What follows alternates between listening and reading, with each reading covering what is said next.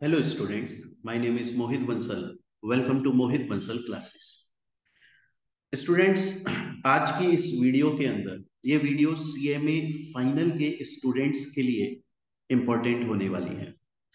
देखिए बच्चों, आप लोगों को पता होगा कि अब न्यू सिलेबस इंट्रोड्यूस हो चुका है ना, सिलेबस 2022 और ओल्ड सिलेबस सिलेबस 2016, हालांकि ये भी अभी एग्जिस्ट करता है, ये भी चल रहा है और इसके भी अभी अटेम्प्ट्स ऑलरेडी पेंडिंग है, मतलब अभी और भी इसके अटेम्प्ट लगेंगे।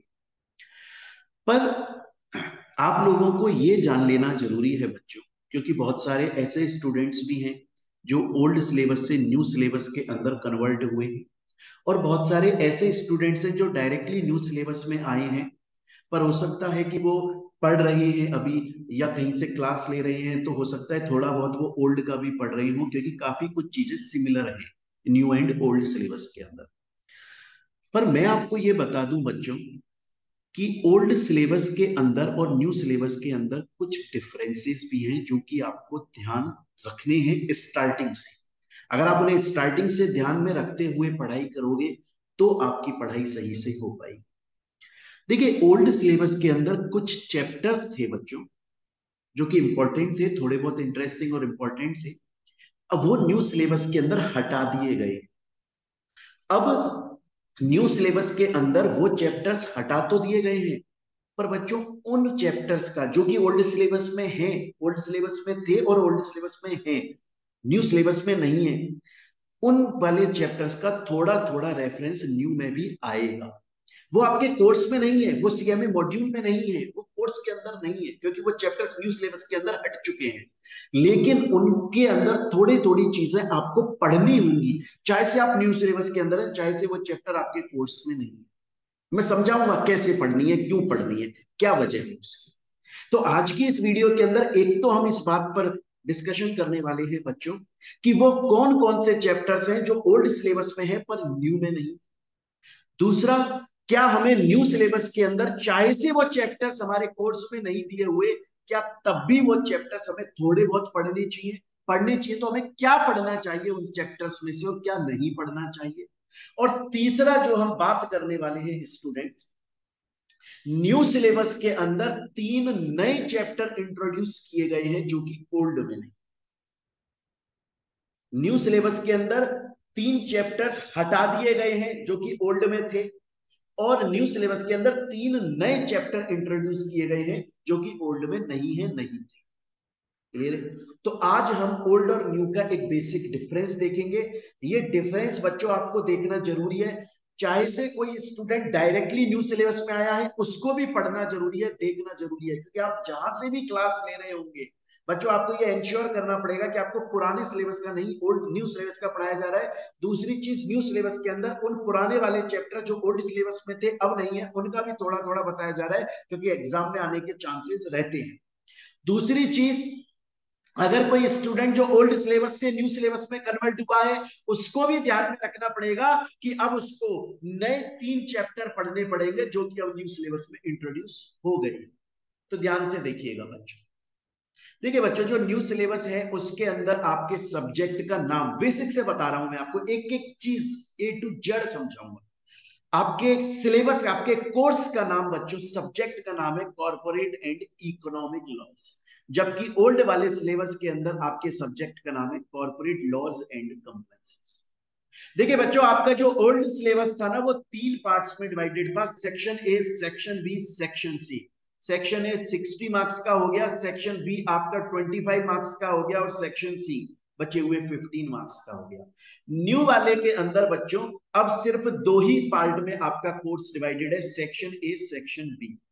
डिफरेंस क्या आया? डिफरेंस बस इतना सा आया बच्चों, जो पहले ओल्ड सिलेबस के अंदर कॉर्पोरेट गवर्नेंस टॉपिक था वो आपको अलग से एक सेक्शन बनाकर दिया हुआ था, लेकिन अब उसको सेक्शन ए के अंदर ही डाल दिया गया और वो पहले 15 मार्क्स का था, अब न्यू सिलेबस के अंदर उसको सिर्फ 10 मार्क्स का रखा गया। हालांकि ये बहुत बुरी, बहुत बोलते हैं ना कि अच्छी इंफॉर्मेशन नहीं है, अच्छी न्यूज नहीं है, क्योंकि कॉर्पोरेट गवर्नेंस स्कोरिंग टॉपिक था, स्कोरिंग कॉन्सेप्ट था, इजी कॉन्सेप्ट था। अगर वो 15 मार्क्स का ही रहता तो आप 5 मार्क्स के लिए और अच्छे से सिक्योर कर पाते, बट ऐसा नहीं है। अभी भी हम लोग बाकी टॉपिक्स बहुत अच्छे से पढ़ेंगे, वहां से हम पूरा मार्क्स लेकर आएंगे, टेंशन नहीं लेने का। अच्छा स्टूडेंट्स, मैं इसमें आपको अभी मैंने आपको बोला कि न्यू सिलेबस के अंदर 2 पार्ट्स हैं और ओल्ड सिलेबस के अंदर 3 पार्ट्स। क्लियर?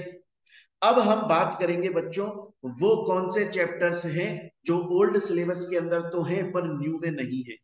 एक चैप्टर है बच्चों वाइंडिंग अप एंड डिसोल्यूशन, वो ओल्ड में है, न्यू में नहीं है। दूसरा चैप्टर है companies incorporated outside India. Third chapter है NCLT, national company law tribunal and special courts. और हालांकि एक और चैप्टर है बच्चों, वो है ऑफेंसेस एंड पेनल्टीज, बट वो इतना इंपॉर्टेंट होता नहीं है, इसलिए मैं बोल रहा हूँ 3 मेन चैप्टर्स जो हैं वो ओल्ड सिलेबस में तो हैं पर न्यू के अंदर से हटा दिए गए। और न्यू सिलेबस में कौन से 3 चैप्टर ऐड करे गए हैं? टेक ओवर कोड, उसके अलावा special legal provisions related to MSME and legal regulations related to cyber security and data privacy. ये 3 नए चैप्टर हैं जो ओल्ड में नहीं है। स्टूडेंट बोलता है ये तो ठीक है, पर सर अभी आपने मुझसे ये बोला कि चाहे से ये चैप्टर जो ओल्ड में है न्यू में नहीं है, लेकिन फिर भी इनमें से कुछ चैप्टर का रेफरेंस हमें न्यू के अंदर पढ़ना चाहिए, ऐसा क्यों? देखिए मैं बता देता हूं। जैसे बच्चों ये वाला चैप्टर है कंपनीज इनकॉर्पोरेटेड आउटसाइड इंडिया, ये न्यू सिलेबस के अंदर नहीं है ये चैप्टर। लेकिन बच्चों जब आप इस न्यू सिलेबस के अंदर चैप्टर नंबर 1 पढ़ोगे ना, कंपनी फॉर्मेशन एंड कन्वर्जन, जब ये चैप्टर आप पढ़ोगे तो इसमें एक टॉपिक पढ़ोगे बच्चे, टाइप ऑफ कंपनीज, कंपनी कितने टाइप की होती है। और टाइप ऑफ कंपनी के अंदर आप एक पढ़ोगे फॉरेन कंपनी।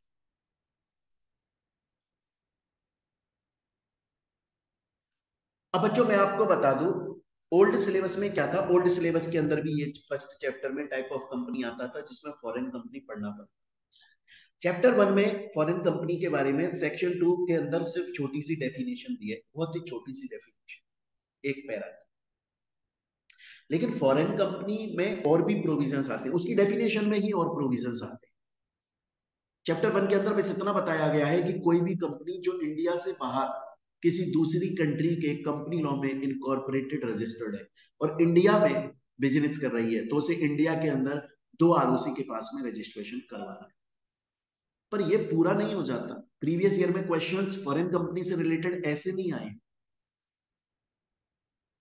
सेक्शन 380 भी पढ़ना पड़ता है। अब ओल्ड सिलेबस में तो उसके लिए अलग से एक चैप्टर था, सेक्शन 380 उसमें समझाया था। न्यू सिलेबस के अंदर ये चैप्टर नहीं है, लेकिन क्वेश्चन आ सकता है एग्जाम में। क्वेश्चन एक बार आया भी है प्रीवियस ईयर में। क्वेश्चन ये आया है कि मान लीजिए अमेजोन कंपनी है जिसका इंडिया के अंदर एक ब्रांच है और ऑनलाइन बिजनेस करती है वो, लेकिन वो जो बिजनेस करती है ऑनलाइन वो इंटरनेट के थ्रू करती है, और इंटरनेट का जो सर्वर है वो इंडियन कंट्री का नहीं है, इंडिया कंट्री का नहीं है, अमेरिकन कंट्री का है। क्या अब भी उस इंडिया के अंदर जो ब्रांच है उसको फॉरेन कंपनी की तरह ट्रीट किया जाएगा? क्या अब भी अमेजॉन कंपनी को फॉरेन कंपनी माना जाएगा? अब यहाँ पर तो आप फंस जाओगे। यहाँ पे तो न्यू सिलेबस वाला बच्चा बोलेगा अरे यार मैं तो सिर्फ ये फॉरेन कंपनी के बारे में पढ़ गया, मैंने डिटेल में तो पढ़ा ही नहीं, मैंने तो सेक्शन 380 पढ़ा ही नहीं, जो ओल्ड सिलेबस में अलग से एक चैप्टर था वो तो मैंने देखा ही नहीं। मैंने ये पढ़ा ही नहीं कि अगर कोई भी कंपनी को आप फॉरेन कंपनी बोलना चाहते हो तो कंपलसरी है, मैंडेटरी है कि 2 कंडीशन फुलफिल हो जाए। पहला, उस फॉरेन कंपनी की इंडिया में एक ब्रांच होनी चाहिए। दूसरा, चाहे और ब्रांच चाहे से ऑनलाइन है ऑफलाइन है कोई फर्क नहीं पड़ता। दूसरा, उस ब्रांच के थ्रू वो इंडिया में बिजनेस कर रही है।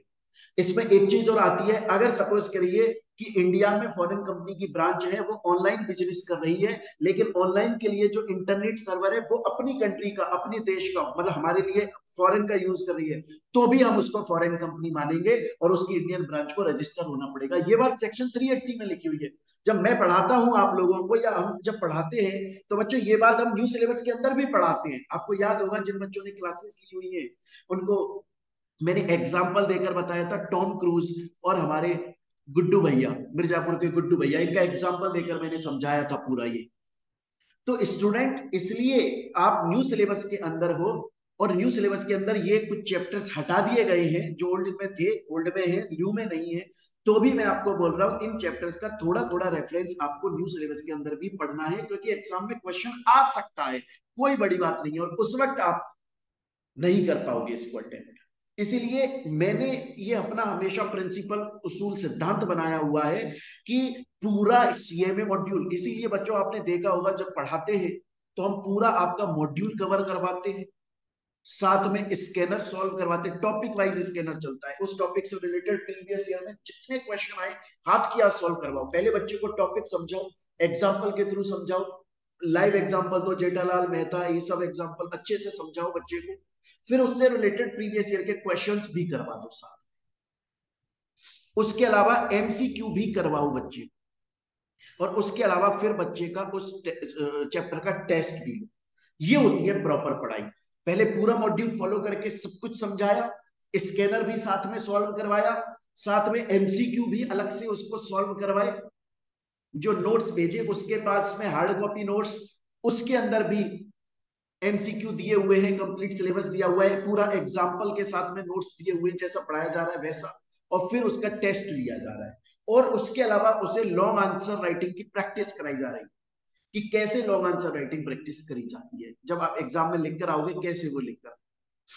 क्लियर ये चीज? तो बच्चों इसीलिए जब आप न्यू सिलेबस वाले बच्चों के लिए बोल रहा हूं, जब आप पढ़ें तो इसी तरह से पढ़िएगा कि प्रीवियस ईयर में जो ओल्ड सिलेबस है उसके अंदर जो चैप्टर हट गए हैं, जिनका कुछ रेफरेंस हमें पढ़ना चाहिए, वो भी साथ में पढ़िएगा आप, इस चीज को चेक। तो चलिए बच्चों, मिलते हैं अब आपसे नेक्स्ट वीडियो के अंदर। इस वीडियो के अंदर मुझे बस आप लोगों को यही चीज समझानी थी कि ओल्ड और न्यू के अंदर जब आप पढ़ रहे हैं तो थोड़ा सा इस चीज का ध्यान रखिएगा। बाकी स्टूडेंट्स, आप अगर हमारी क्लासेस परचेज करना चाहें तो हमारे ऐप के थ्रू भी खरीद सकते हैं। गूगल प्ले स्टोर पे चले जाइए, वहां जाके टाइप करें मोहित बंसल क्लासेस, या वीडियो के डिस्क्रिप्शन में आपको ऐप का लिंक, वेबसाइट का लिंक सब कुछ मिल जाएगा।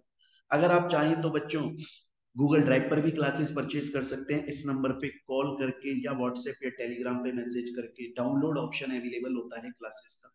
मैं बता देता हूं बच्चों, जब हमारी आपको क्लासेस मिलेंगी तो कंप्लीट सिलेबस मिलेगा, पूरी क्लासेस मिलेंगी आपको, सीएमए मॉड्यूल फॉलो किया जाता है, स्कैनर बच्चों हम साथ में सॉल्व करवाते हैं, उसके अलावा बच्चों एमसीक्यू हम अलग से सॉल्व करवाते हैं, आपको हार्ड कॉपी नोट्स मिलेंगे जिसमें कंप्लीट सिलेबस एमसीक्यू सब कुछ होगा, home delivery all over India, plus बच्चों सॉफ्ट कॉपी नोट्स भी आपको प्रोवाइड किए जाते हैं, प्लस बच्चों टेस्ट सीरीज में आप फ्री एलिजिबल रहते हो, अलग से उसका कोई पेमेंट नहीं देना पड़ता। और ये सब कुछ बच्चों अनलिमिटेड व्यूज के साथ में है, जब आपके एग्जाम है तब तक आपके पास में अनलिमिटेड व्यूज अवेलेबल रहेंगे। तो स्टूडेंट्स, अगर आप चाहें तो हमारे ऐप के थ्रू हमारी क्लासेस या नोट्स कुछ भी परचेज कर सकते हैं, ऐप से भी परचेज कर सकते हैं, गूगल ड्राइव से भी परचेज कर सकते हैं। इस नंबर पे कांटेक्ट करें, हमारी पूरी टीम है वो आपको अच्छे से रेस्पॉन्स देंगे। चलिए बच्चों, मिलते हैं हम अब नेक्स्ट वीडियो के अंदर। Thank you.